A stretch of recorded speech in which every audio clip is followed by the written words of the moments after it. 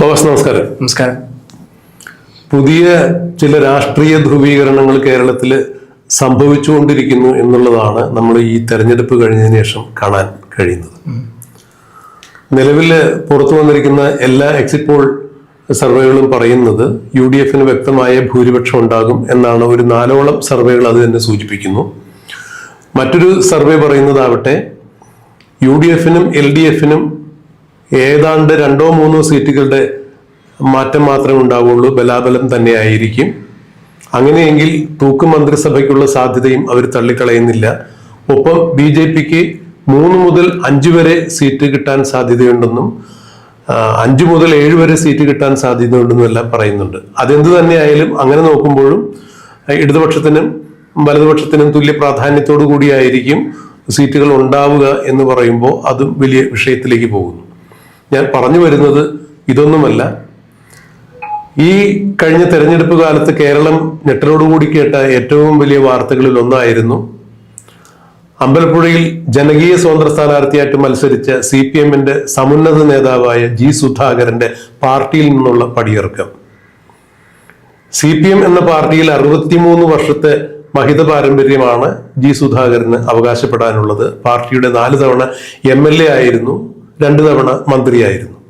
മാത്രമല്ല CPM എന്ന പാർട്ടിയെ സംബന്ധിച്ചിടത്തോളം ആലപ്പുഴയും പുന്നപ്പുറയും കണ്ണൂരും എല്ലാം വലിയ പ്രാധാന്യമുള്ള സ്ഥലങ്ങൾ തന്നെയാണ്. പാർട്ടിയുടെ ചെങ്കോട്ട എന്ന് തന്നെ വിശേഷിപ്പിക്കാം.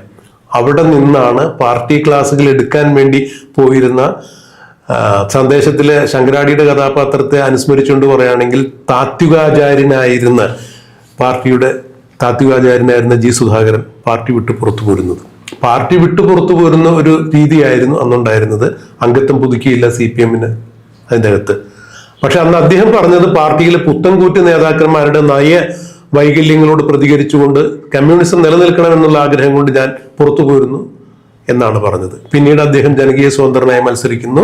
കോൺഗ്രസ് UDF അദ്ദേഹത്തിന് പിന്തുണ കൊടുക്കുന്നു. ഇപ്പോ പുറത്തു വരുന്ന എക്സിറ്റ് പോൾ ഫലങ്ങൾ പരിശോധിക്കുമ്പോൾ G. സുധാകരൻ വ്യക്തമായ ഭൂരിപക്ഷത്തോടു കൂടി നിലവിലെ CPM MLA ആയ H. സലാമിനെ പിന്തള്ളി അവിടെ വിജയിക്കും എന്ന് തന്നെയാണ് പറയുന്നത്. ഈ ഘട്ടത്തിലാണ് ഇപ്പോൾ വീണ്ടും ഒരു മലക്കം മറിച്ചിൽ G. സുധാകരന്റെ ഭാഗത്ത് നിന്നും ഉണ്ടായിരിക്കുന്നത്. ഞാൻ പാർട്ടിയിൽ നിന്നും പുറത്തു പോന്നിട്ടില്ല, അംഗത്വം പുതുക്കിയില്ല എന്ന് മാത്രമാണ്. ഞാനിപ്പോഴും കമ്മ്യൂണിസ്റ്റുകാരൻ തന്നെയാണ്, CPM അടിയുറച്ച് വിശ്വസിക്കുന്ന ആളാണ്. ഇന്നലെ EV ശ്രീധരന്റെ അനുസ്മരണ സമ്മേളനത്തിലാണ് G. സുധാകരൻ ഇത്തരമൊരു കാര്യം വ്യക്തമാക്കിയത്. ആ വേദിയിൽ കോൺഗ്രസിന്റെ നേതാവ് മുൻ ആഭ്യന്തര വകുപ്പ് മന്ത്രിയായിരുന്ന രമേശ് ചെന്നിത്തലയുണ്ടായിരുന്നു. എന്ത് തോന്നുന്നു ഫവാസിന് ഇത്തരം ഒരു കാര്യം കേൾക്കുമ്പോൾ? ഒരു രാഷ്ട്രീയ നിരീക്ഷകരാണ് ഫവാസ് പാറമേൽ എന്ന ജേർണലിസ്റ്റ്. എന്താണ് ഈ കാര്യങ്ങളെ കുറിച്ച് താങ്കൾക്ക് പറയാനുള്ളത്? ഒന്നാമത്തെ കാര്യം എന്ന് പറഞ്ഞു കഴിഞ്ഞാൽ G. സുധാകരൻ ഒരിക്കലും UDF അങ്ങോട്ട് പോയിട്ടൊരു പിന്തുണ ചോദിച്ചിട്ടില്ല.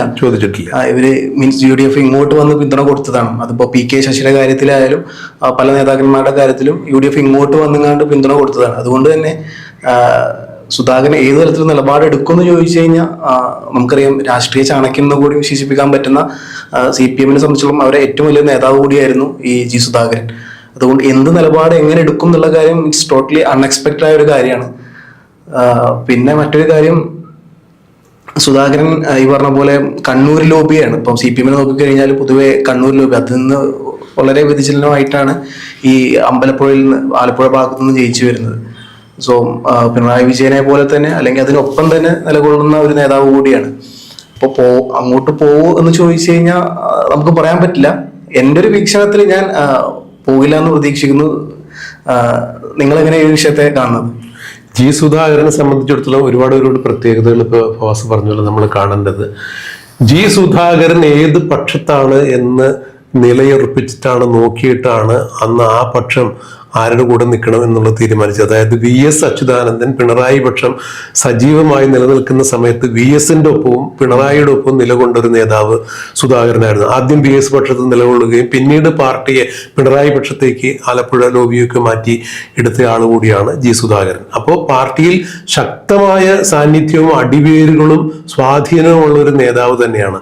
അത്തരം ഒരു നേതാവ് പാർട്ടിയുടെ ഈറ്റില്ലം എന്നൊക്കെ വിശേഷിപ്പിക്കാവുന്ന ആലപ്പുഴയിൽ നിന്ന് നമുക്കറിയാം, ആലപ്പുഴ പുന്നപ്ര എന്നൊക്കെ പറഞ്ഞു കഴിഞ്ഞിട്ടുണ്ടെങ്കിൽ രണഭൂമിയാണ്, സമരാങ്കണമാണ്.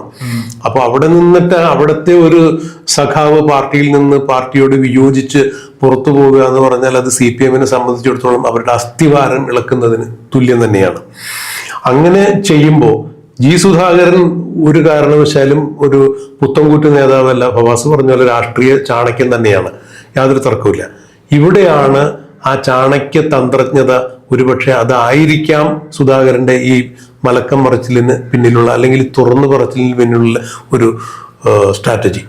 അദ്ദേഹം ഒരു വിലപേശൽ തന്നെയാണ് ഇതിലൂടെ നടത്താൻ സാധ്യത എന്ന് എനിക്ക് തോന്നുന്നു. കാരണം ഈ ഫലപ്രഖ്യാപനങ്ങളെല്ലാം ശരിയായിട്ട് വരുന്നുണ്ടെങ്കിൽ, UDF-ന് അധികാരം കിട്ടുകയാണെങ്കിൽ കോൺഗ്രസിനെ സംബന്ധിച്ചിടത്തോളം, UDF-നെ സംബന്ധിച്ചിടത്തോളം അത്ര പെട്ടെന്നൊന്നും വശംവദനാക്കി എടുക്കാൻ പറ്റിയ, വഴക്കിയെടുക്കാൻ പറ്റിയ ഒരു നേതാവല്ല സുധാകരൻ. പരുക്കനായ, വളരെ പരുക്കനായ യഥാർത്ഥ കമ്മ്യൂണിസ്റ്റുകാരന്റെ പരിപരിപ്പ് മുഴുവൻ തന്റെ സംസാരത്തിലും പ്രവൃത്തിയിൽ തെളിമയും നേരുമുള്ള നേതാവ് തന്നെയാണ്. അതായത് സത്യമായിട്ട് വിളിച്ചു പറയാൻ ഒട്ടും മടി കാണിക്കാത്ത നേതാവാണ്.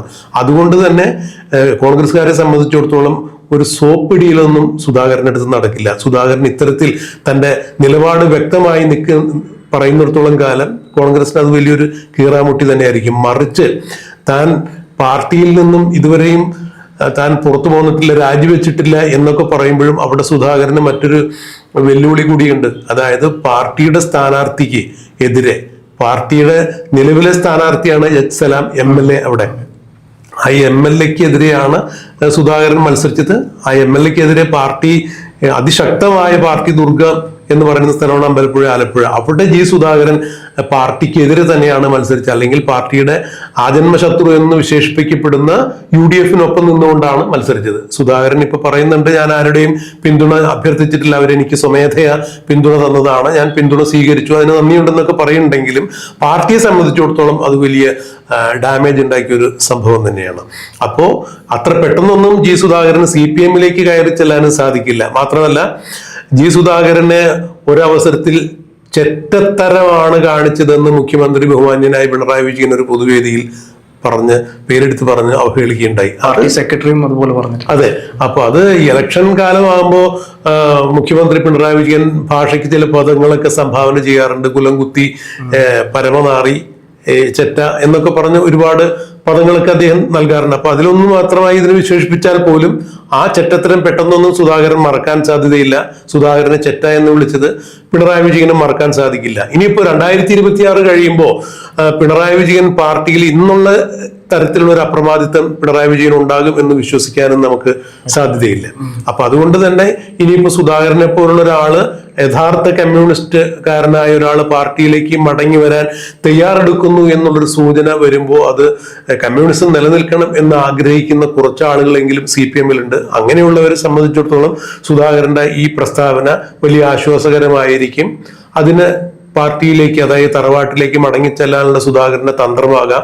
മറിച്ച് UDF-ന് മിനിസ്ട്രി കിട്ടുകയാണെങ്കിൽ അവിടെ തന്റെ ശക്തമായ ഇരിപ്പിടം ഉറപ്പിക്കുന്നതിന് വേണ്ടിയുള്ള ഒരു വിലപേശലും ആവാം എന്നുള്ളതാണ് എന്റെ പരിമിതമായ രാഷ്ട്രീയ അവബോധം വെച്ച് എനിക്ക് ഇതിൽ പറയാൻ പറ്റുക. ഇനിയിപ്പം UDF ഒരു മന്ത്രിസ്ഥാനം കൊടുക്കുകയാണെങ്കിൽ തന്നെ സുധാകരന് ഏത് മന്ത്രിസ്ഥാനം തിരിച്ചു ചോദിക്കുന്നുള്ളത്. ഇപ്പൊ UDF ഔദാര്യമായിട്ടൊരു സാധനം കൊടുത്തു കഴിഞ്ഞാലും ഈ ഒരു ആളുടെ സ്വഭാവം വെച്ചും കാണാൻ സ്വീകരിക്കാൻ ചാൻസ് ഇല്ല. ഒരു പ്രത്യേക പദവി അങ്ങോട്ട് ചോദിക്കും, അത് തരിക എന്നുള്ള രീതിയിലായിരിക്കും. അപ്പൊ ആ ഒരു വിഷയത്തെ എങ്ങനെയാണ്? അല്ല, അത് ഫവാസ് പറഞ്ഞത് അക്ഷരാർത്ഥത്തിൽ അതായിരിക്കണം ശരിയാവാൻ കൂടുതൽ സാധ്യത. കാരണം ഏതെങ്കിലും അപ്രസക്തമായ ഒരു വകുപ്പ് കൊടുത്തിട്ട് സുധാകരനെ മന്ത്രിയാക്കിയോ ഇല്ലയോ എന്ന് പറഞ്ഞിട്ടൊരു മന്ത്രി സ്ഥാനം കൊടുത്തു കഴിഞ്ഞാൽ സുധാകരനെ അങ്ങനെ മൂലയ്ക്ക് ഇരുത്താം എന്നുള്ളൊരു ധാരണ, ഇതെല്ലാം നമ്മൾ മലർപ്പൊടിക്കാരന്റെ സ്വപ്നം പോലെ പറയുന്നതാണ്. UDF-ന് മന്ത്രിസഭ കിട്ടുകയാണെങ്കിൽ, സുധാകരൻ ജയിക്കുകയാണെങ്കിൽ, അങ്ങനെ സംഭവിക്കുകയാണെങ്കിൽ ഇവര് വച്ചു നീട്ടുന്ന എന്തെങ്കിലും ഒരു സ്ഥാനം മേടിച്ച് തൃപ്തിപ്പെടാൻ സുധാകരൻ ഒരു കാരണവശാലും തയ്യാറാവില്ല. കാരണം സുധാകരൻ CPM-ലുണ്ടായിരുന്നപ്പോൾ കൈകാര്യം ചെയ്ത വകുപ്പുകളെല്ലാം അത്രത്തോളം വലുതാണ്. കുറച്ചുനാൾ അദ്ദേഹം ദേവസ്വം വകുപ്പ് കൈകാര്യം ചെയ്തിട്ടുണ്ടായിരുന്നു. യാതൊരു തരത്തിലുള്ള അഴിമതി ഇന്നിപ്പോ ഈ UDF-കാർക്ക് പോലും അന്ന് സുധാകരനെതിരെ ചൂണ്ടിക്കാണിക്കാൻ സാധിച്ചില്ല. പിന്നീട് കൈയിട്ട് വാരാൻ പറ്റിയ വകുപ്പ് തന്നെയാണ് പൊതുമരാമത്ത് വകുപ്പ്. അതിലും വളരെ സ്തുത്യർഹമായ, ഇന്നിപ്പോ ഈ ആലപ്പുഴയിൽ പുതിയതായിട്ട് ഉണ്ടാക്കിയിട്ടുള്ള ആ പാലം വരെ, ആ പാലത്തിന്റെ വരെ നെടുമ്പുള്ളി, എന്താ പുതിയ ഒരു പാലം, എന്റെ പേര് ഞാൻ മറന്നുപോയി, ആ പാലം വരെ ഏതാണ്ട് ഒരു 1.5 കിലോമീറ്റർ നീളമുള്ള ഒരു പാലം എന്നുള്ളതാണ് മനസ്സിലാക്കിയിരിക്കുന്നത്. അവിടെ ആ പാലത്തിന്റെ ഉദ്ഘാടന വേദിയിലേക്ക് സുധാകരൻ പെരുമ്പളം പാലമൊക്കെ സുധാകരന്റെ കാലത്ത് അതിന് വേണ്ടിയിട്ടുള്ള രൂപരേഖകൾ തയ്യാറാക്കിയിരുന്നു എന്നാണ് അറിയാൻ സാധിക്കുന്നത്. അങ്ങനെ പൊതുമരാമത്ത് വകുപ്പ്, ദേവസ്വം വകുപ്പ്, കുറച്ചു കാലം സഹകരണ വകുപ്പ്. നോക്കണം, സുധാകരന് ശേഷം ഈ വകുപ്പ് ഭരിച്ചിരുന്ന ആളുകളെല്ലാം അത് കുളാക്കി. പൊതുമരാമത്ത് വകുപ്പിൽ നടക്കാത്തത്ര കോടിക്കണക്കിന് രൂപയുടെ അഴിമതികളാണ് പറഞ്ഞേക്കുന്നത്. ദേവസ്വം വകുപ്പ് അറിയാലോ, ഒന്നാം പിണറായി വിജയൻ സർക്കാർ അധികാരത്തിൽ വന്നപ്പോൾ 2018 കാലത്താണ് ശബരിമലയിൽ സ്വർണ്ണക്കൊള്ള അടക്കമുള്ള ഗംഭീരമായ സ്വർണ്ണക്കൊള്ള നടന്നത് പിണറായി വിജയൻ സർക്കാരിന് ഭീഷണി ഉണ്ടാക്കിയത്. ആ ദേവസ്വം വകുപ്പ് സുധാകരൻ ഭരിച്ചപ്പോൾ ഒരു പണമിട തൂക്കത്തിന്റെ ഒരു തർക്കം പോലും അവിടെ നടന്നിരുന്നില്ല. സഹകരണ വകുപ്പ് നോക്കൂ, കരുവന്നൂര് എന്നും CPM-ന്റെ തീരാക്കളങ്കമായി കണ്ണീരായിട്ട് ഇപ്പോഴും നിലനിൽക്കുകയാണ്. എന്ന് പറഞ്ഞതുപോലെ ഇത്തരം സങ്കീർണമായ വകുപ്പൊക്കെ ഭരിച്ച് പേരുകേട്ട സുധാകരന് തീർത്തും അപ്രസക്തമായ ഒരു വകുപ്പ് കൊടുത്ത് കോൺഗ്രസ് മൂലക്കിരുത്താൻ ശ്രമിച്ചാൽ അത് നടക്കില്ല. ഒരുപക്ഷെ അതിന്റെ അങ്ങനെയൊന്നും എൻ്റെ അടുത്ത് നടക്കില്ല എന്നുള്ള വിലപേശലാണോ സമ്മർദ്ദതന്ത്രമാണോ ഇതെന്നുള്ളതും അറിയില്ല. എന്തായാലും സുധാകരൻ ഇപ്പോൾ ഉയർത്തിയിരിക്കുന്ന ഈ ഒരു ഭീഷണി എന്ന് വേണമെങ്കിൽ പറയാം, ഈ ഒരു തുറന്നു പറച്ചില് UDF-നും LDF-നും വലിയ പ്രതിസന്ധികൾ ഉണ്ടാക്കുന്നത് തന്നെയാണ്. എന്തായാലും സുധാകരൻ തന്റെ നിലപാട് വ്യക്തമാക്കി എന്ന രീതിയിൽ, യഥാർത്ഥ കമ്മ്യൂണിസ്റ്റുകാരൻ എന്ന രീതിയിൽ കൃത്യമായ സ്ഥാനം കമ്മ്യൂണിസ്റ്റുകാർക്കിടയിൽ ഉറപ്പിക്കുന്ന ഒരു തീരുമാനം കൂടിയാണ് പുറത്തുവിട്ടിരിക്കുന്നത്. സുധാകരൻ തന്റെ നിലപാട് അവിടെയും ഇവിടെയും സേഫാക്കി എന്ന് വേണം ഇതിലൂടെ, ഞാൻ അങ്ങനെയാണ് മനസ്സിലാക്കുന്നത്.